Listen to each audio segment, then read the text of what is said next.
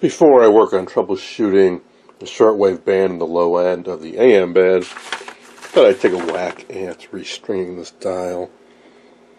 This is the correct diagram, number 422. The owner of this radio already printed this out for me, but I also found the same diagram online. I'll try to include a link in the description. Basically, I Googled for antique radio restringing guide, and I found an index that lists many radio models that tells you which one of these diagrams is correct for your radio. So this is the RCA 27K. It says shun with gang at maximum capacity. That would be with the plates fully meshed, like so.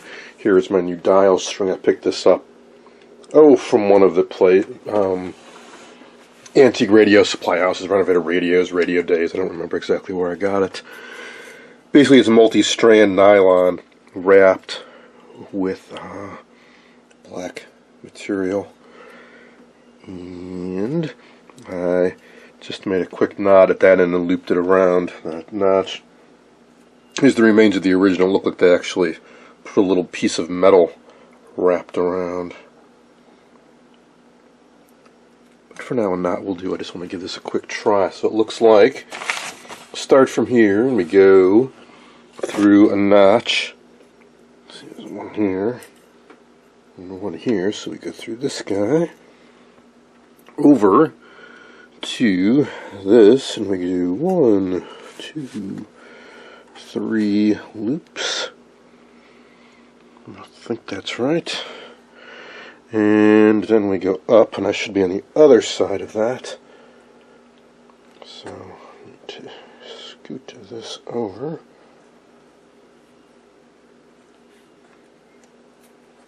And then we go up over this. Get there. And around under this pulley. Over to this pulley, and back around again, and around this wheel.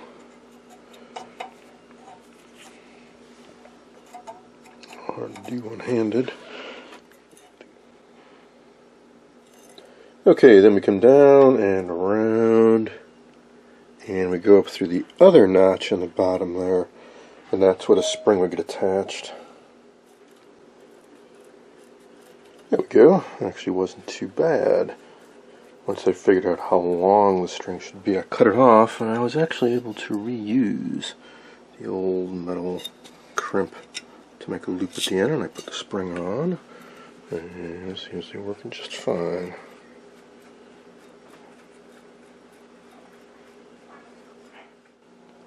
Now that the dial stringing is done, I went back over the front end and replaced 47K R6, 56K R7, sprayed some deoxit on the band switch, and I went through and clipped out and replaced those lozenge caps. However, I tested them all and they all tested fine. No leakage and right on value, so I don't think they needed to be replaced.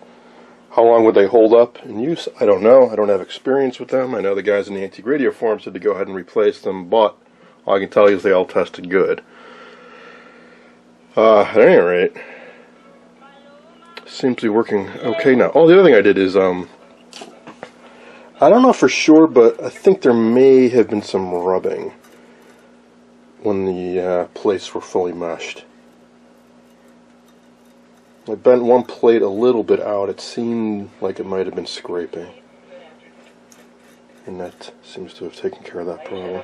Now I'm receiving AM 560. 60 News Sun 205, checking roads from Chicago. So I got reception across the band, in other words. As for the switch, I was wondering what the 3 modes were.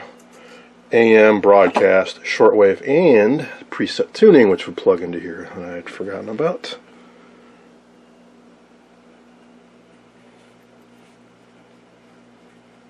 I believe this is shortwave. I was getting some stuff last night.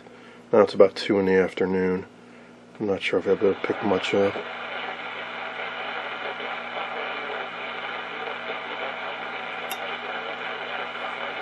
Not exactly the best shortwave antenna either.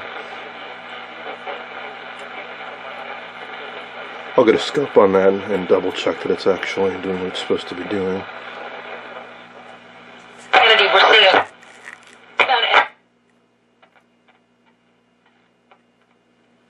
Oops, I think I misspoke. I think this is the push button AM broadcast, and this is shortwave.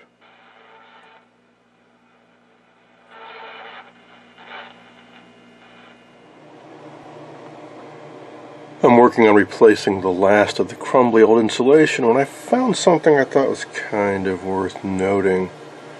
So up on the top here, pin 1 and 2 of the 6SA7 are connected together and going to ground.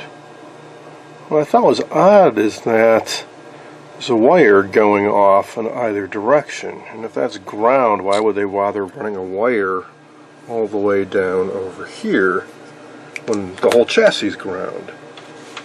Plus, what is on pins 1 and 2? Well, one of those, pin 2, is the heater, and there's the other side, H and H. It's going right to ground. I don't see that on the other heaters, and they go over to 6.3 volt winding on the power transformer. So you'll see that all these tubes, HH, HH, HH, they're all wired in parallel, going to that power transformer. However, when you get to this tube, that actually gets grounded, so one side of this is grounded, and I've seen that on plenty of other sets, TVs and radios, and they just ground it right off the transformer, and then on every tube socket, one side of the heater goes directly to the chassis for ground, and they just run one heavy-duty wire around for all the filaments. This set, they're running 2 up for all the filaments, and one of them right here, here's the other, and they snake around up through here, and for some reason when they get to the 6SA7, they ground one side of it, just at that point. And then they continue to run a wire over to this tube, and over to this tube. Well, and they could just ground the other side of that heater, it seems to me. I'm sure they had a reason for it. I'm going to keep the wiring just as it is.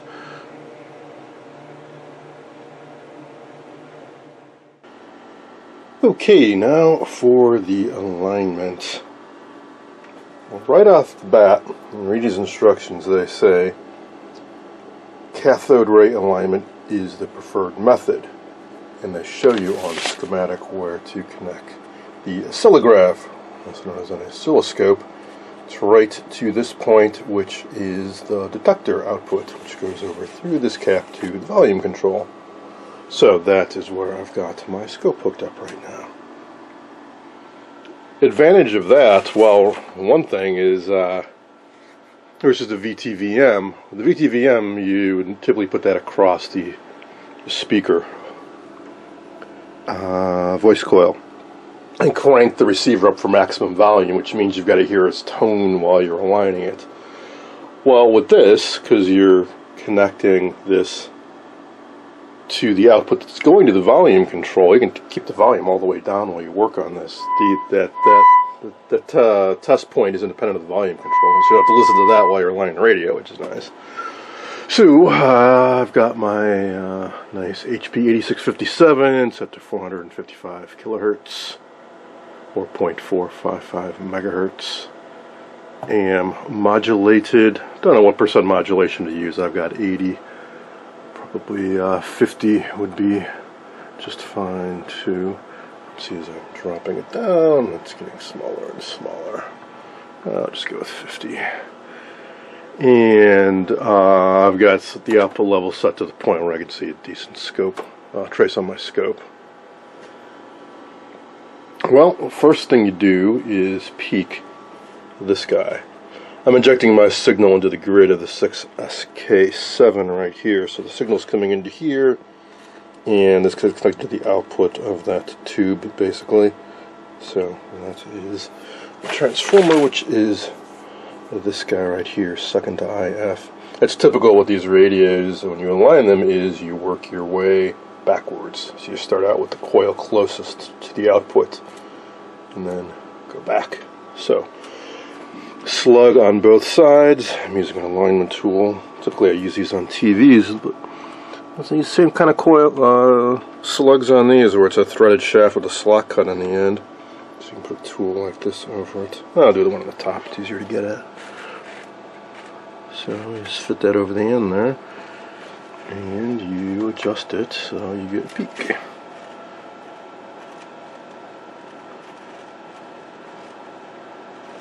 And if things are way off, so like they were here and they got larger, you should drop down your amplitude. You always want to keep this as small as you can, such that you can still see a clear signal on the scope, so you don't overload the amplifiers.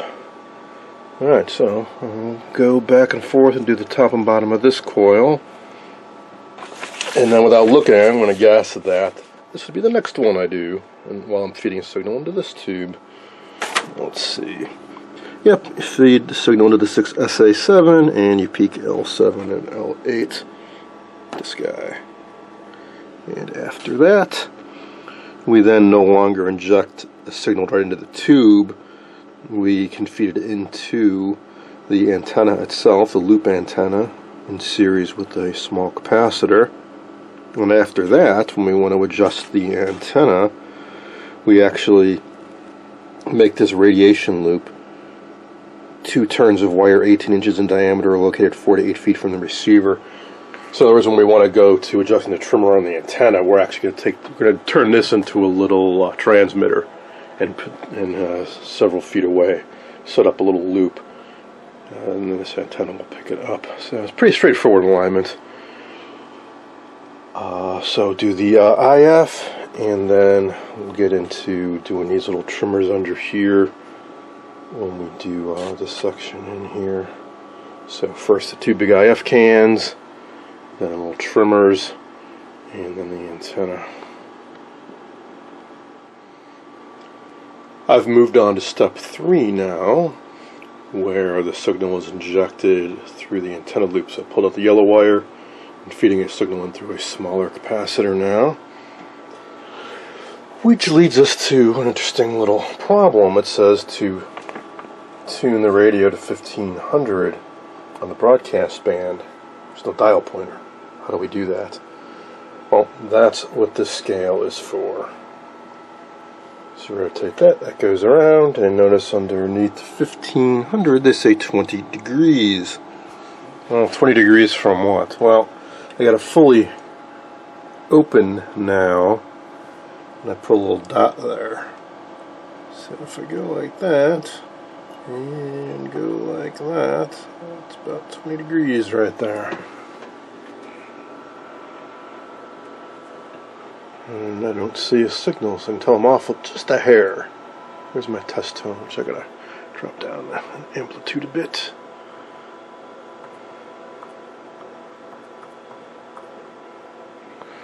Alright. Now that's still pretty darn close to 20 degrees. You gotta make sure you get lined up in the same way, because clearly you get a lot of parallax if you're not dead on every time. So that looks about right to me, comparing it to what I see versus what I'm seeing to the viewfinder, so it's right about there. So I'm going to get this back on 220 and then tweak that trimmer, which is C11, which is the center of those trimmers, and you can see what the others are for right here. So the outer one is the antenna and oscillator for the shortwave band, as well as a trimmer on that. And then here's a 600 kilohertz oscillator for the low end of the AM band, which we will be doing right after I do this, and that will be at 149.5 degrees, which I think is getting a little ambitious to think you could tell half a degree on that scale. But I think I'll just get around 150 and call that close enough. Okay, I'm done with the alignment. Now let's check out the shortwave operation again. I disconnected a link on the back that disconnects the loop antenna and hooked up a straight wire about 20 feet long. I seem to be getting much better reception now. Counting of people and just hold out their guns.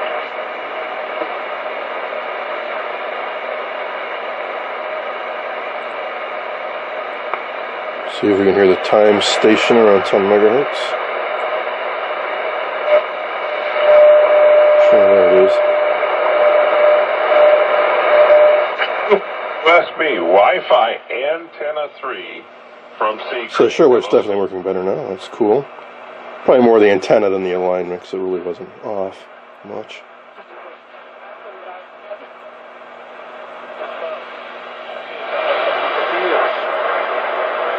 But you don't hide it.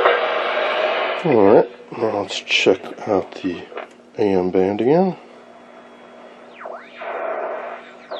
Guilty today to felony injury to a child by omission. The 36-year-old Keys remains in custody pending sentencing by... It was shining. What are you going to do? You're going to shoot me twice? You know? You're going to take me either way. Try these on for size. I think reception's even better on AM using the built-in loop antenna.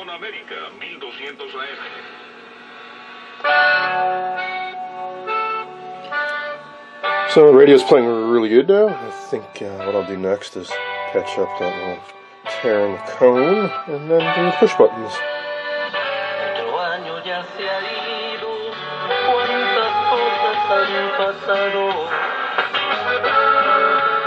Algo hemos aprendido y algo hemos olvidado.